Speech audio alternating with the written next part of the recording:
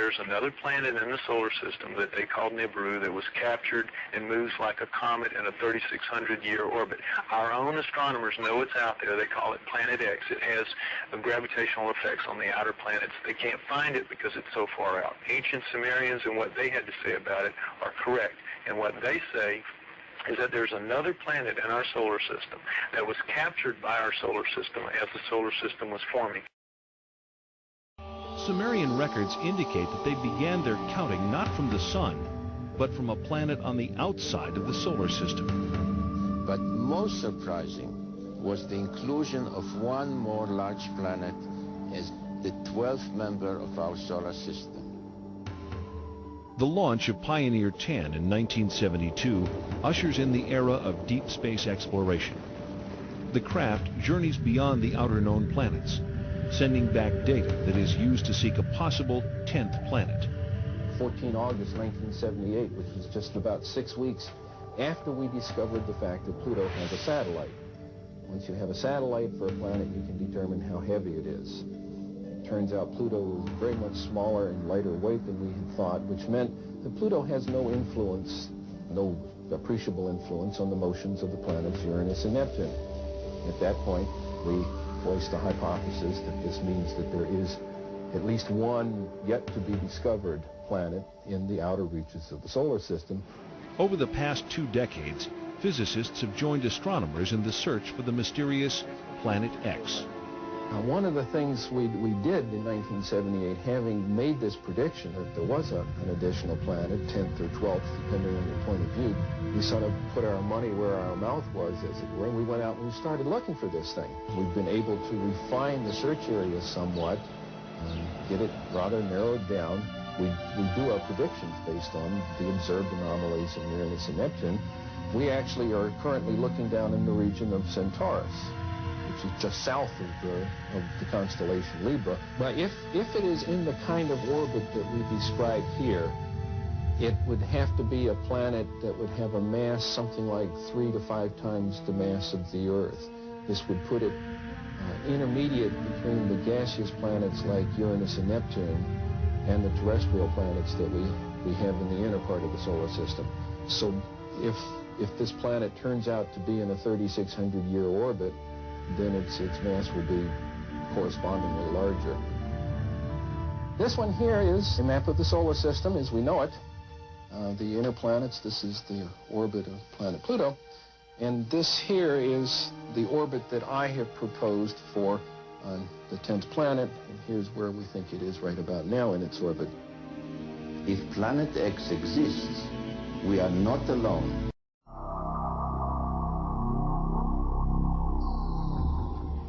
Actually not looking for a planet when I found this alignment of comet orbits. I was more interested in the origin of comets.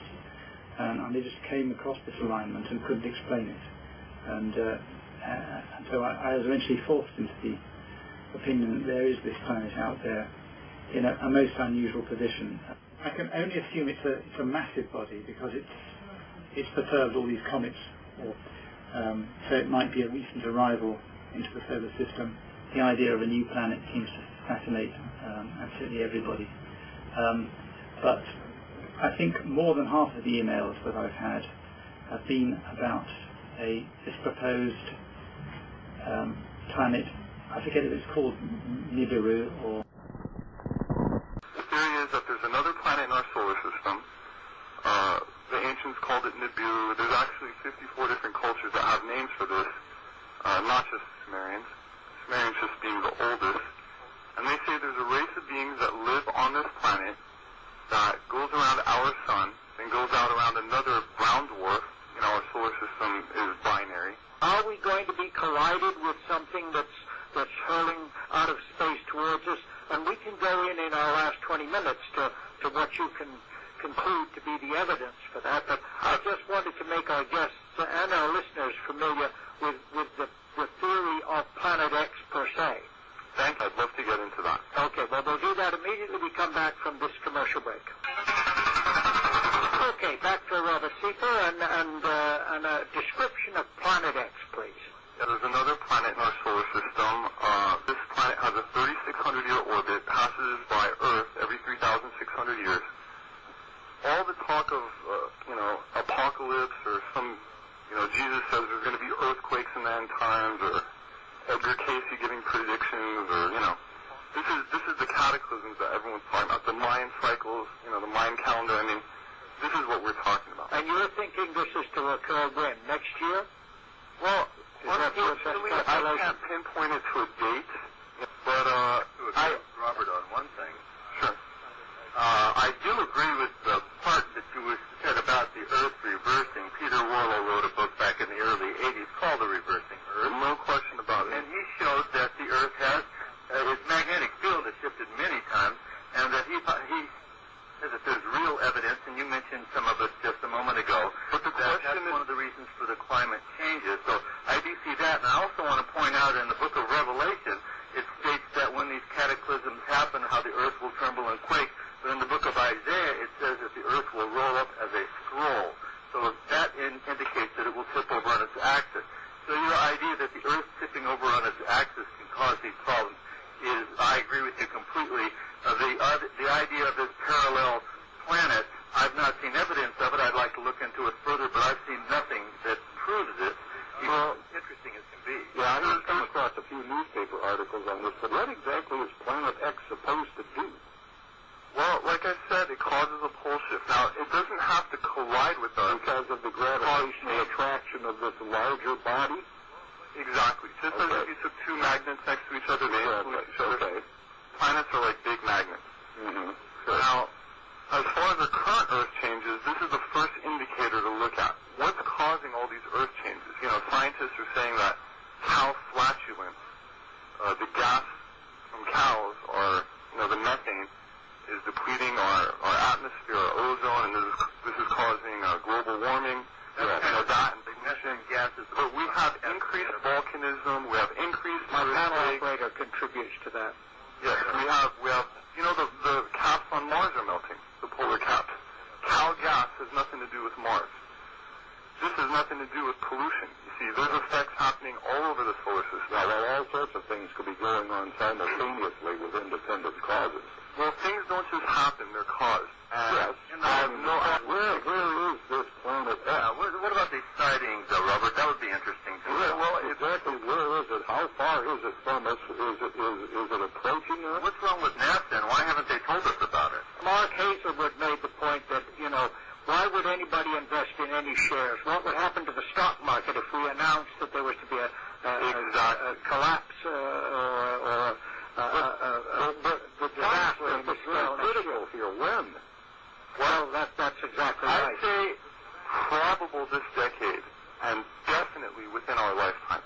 Really? Father Malachi Martin. Are you familiar with Martin? Very well. I've met him. The brilliant Jesuit priest by the name of Father George Coyne, who is the director of the Vatican Observatory. Yes, sir. So again, there's indications all over, and frankly, who did discover this other planet, and why don't they? I mean, just like the guy that discovered the planet. Well, here's the thing. Why don't they just make it public and let us know? Like I said, what would happen? What would happen to religions? What would happen to the economy? What would happen? How do you really have missed here is your evidence for the existence of Planet X. Well, I'll address that. Okay, but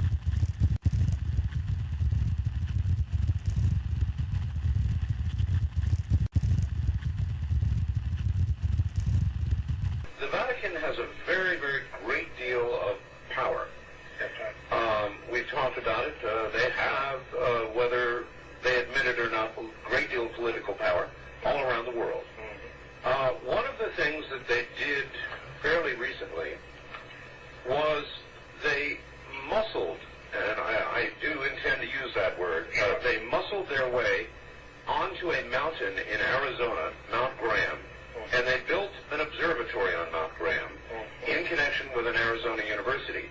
However, the Vatican has the larger part of the control of this observatory, looking at deep space things. That's right. Now, why would they have done that, Father?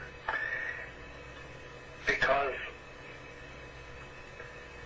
the attitude, mentality amongst those who, at the higher level, the highest levels of Vatican administration and Vatican geopolitics,